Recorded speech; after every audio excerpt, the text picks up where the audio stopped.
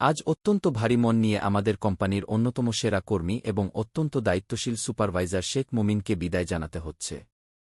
শারীরিক অসুস্থতার কারণে আজ সে সিঙ্গাপুর থেকে বাংলাদেশে ফিরে গেছে।